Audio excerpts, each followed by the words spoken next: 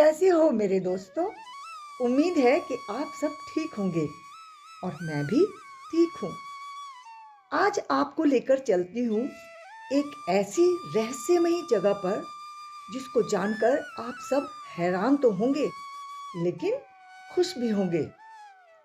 उस रहस्य को जानने से पहले हमें कुछ और बातें भी समझनी होंगी।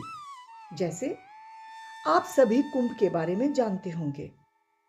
कुंभ का उत्सव हिंदू धर्म का एक महत्वपूर्ण पर्व है जिसमें करोड़ों श्रद्धालु कुंभ पर्व स्थल प्रयाग, हरिद्वार, उज्जैन और नासिक में एकत्रित होते हैं और नदी में स्नान करते हैं। इनमें से प्रत्येक स्थान पर 12वें वर्ष में और प्रयाग में 2 कुंभ पर्वों के बीच 6 वर्ष के अंतराल में अर्धकुंभ होता है। ये छोटी सी जानकारी आपको मैंने इसलिए दी ताकि उस सब्जेक्ट को आप समझ पाएं।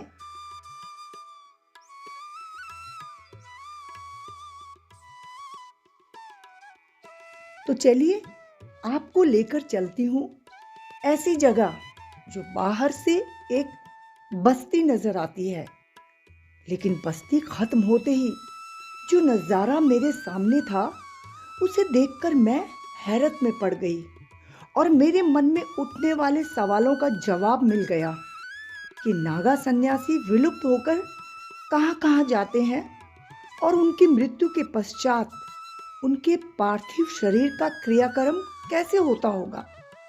जो आप देख रहे हैं ये है जूना अखाड़े के दशनामी सन्यासियों की समाधियां। यहाँ आकर मुझे एक अलौकिक ऊर्जा का एहसास हो रहा है।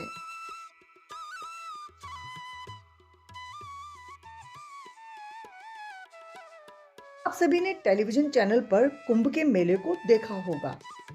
उसमें सबसे मुख्य होता है नागाओं का आगमन। नागा का मतलब होता है नंगा, जो अपभ्रंश होकर नागा हो गया। कुंभ के मेले में शैवपंथी नागा साधुओं को देखने के लिए भीड़ उमड़ पड़ती है। नागा साधुओं की रहस्यमयी जीवन शैली और दर्शन को जानने के लिए विदेशी श्रद्धालु ज्यादा उत्सुक रहते हैं और स्पेशली कुंभ के उत्सव पर आते हैं। कुंभ के सबसे पवित्र शाही स्नान में सबसे पहले स्नान करने का अधिकार इनको ही मिला है। इनकी बड़ी बड़ी जटाएं आकर्षण का केंद्र होती हैं और नागा साधु अपने पूरे शरीर में भभूत मले निवस्त्र रहते हैं।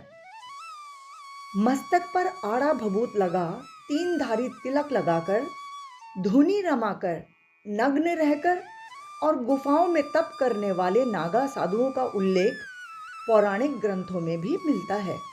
ये लोग उग्र स्वभाव के होते हैं, वैराग्य में रहते हैं, यानी संसार की मोह माया से मुक्त।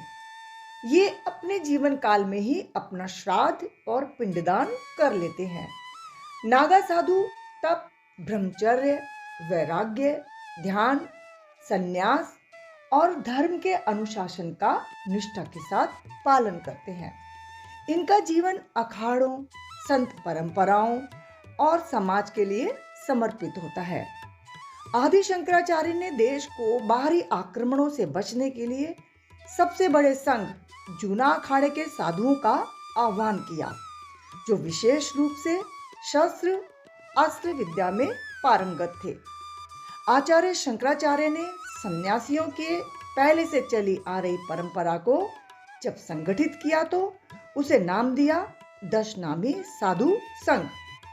इस दशनामी संघ में आने वाले साधुओं के नाम हैं गिरि, पुरी, भारती, वन, अरण्य, पर्वत, सागर, तीर्थ, आश्रम और सरस्वती। इसमें जो वंश परंपरा से आते हैं उन्हें अंडू नागा कहते हैं, यानी जन्मजात साधु, और जो दीक्षा लेकर साधु बनते हैं उन्हें पंडू कहते हैं। हम सभी आश्चर्य में रहते हैं कि कुंभ का पर्व खत्म होते ही ये नागा कहाँ जाते हैं। क्या ये सभी घने जंगलों में या ऊंची ऊंची हिमालय श्रृंखलाओं में विलुप्त हो जाते हैं? तो कुछ रहस्य आपके साथ साझा करती हूँ। आदि शंकराचार्य के अनुरोध पर देश की रक्षा के लिए नागा 4 दिशाओं में प्रस्थान कर गए, जिसमें आज भी वो अपनी वंश परंपरा को निभाते हैं, जो रहस्यमयी है।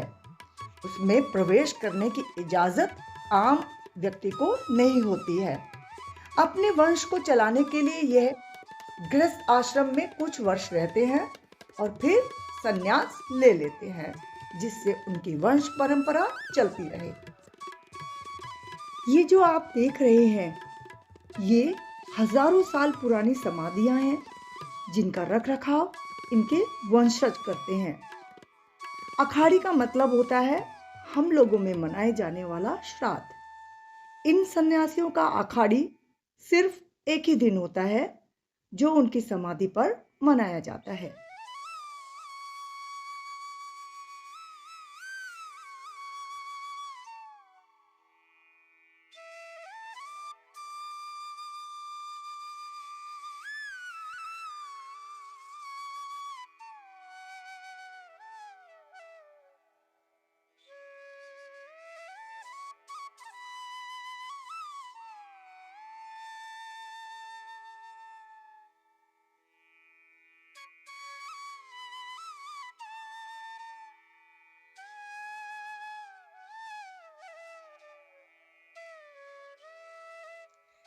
ये लोग अपने जीवन काल में ही अपना पिंडदान और श्राद्ध कर लेते हैं।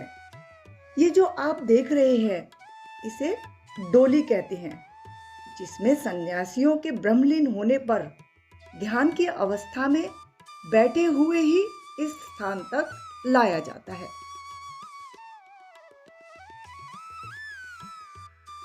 इसी स्थल पर जूना अखाड़े के धर्मगुरु काशीगिर गिरी, अंबरगिर गिरी और शेषगिर गिरी और उनकी जीवन साथियों की समाधियां हैं।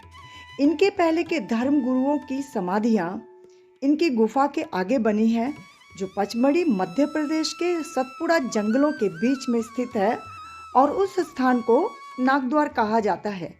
इनके अगले धर्म गुरु अगमगिरी हैं, जो नागनी पद्मनी गुफा में वर्ष में 2 बार ध्यान, तप, ब्रह्मचर्य, वैराग्य, संन्यास और धर्म का अनुष्ठान पूरी निष्ठा के साथ निभाते हैं और 6 महीने की कसनी करते हैं, यानी 6 महीने तक खुद को कस के रखना, जिसमें सिवाय अपने स्थान के कहीं पर भी भोजन या कोई भी पीने का पानी नहीं पीना। एक विशेष बात, ये लोग जात पात से ऊपर होते हैं और इनके पास कोई भी जाति का व्यक्ति आ जा सकता है और पूजा उत्सव के पश्चात भंडारे का भोजन भी ग्रहण कर सकता है। तो मिलते हैं अगले वीडियो में। तब तक के लिए खुश रहिए, स्वस्थ रहिए और साथ ही नव वर्ष की शुभकामनाएं। कृपया अपने वैल्यूएबल कमेंट्स जरूर दें और हाँ, चैनल को सब्सक्राइब करना मत भूलिएगा। अलविदा।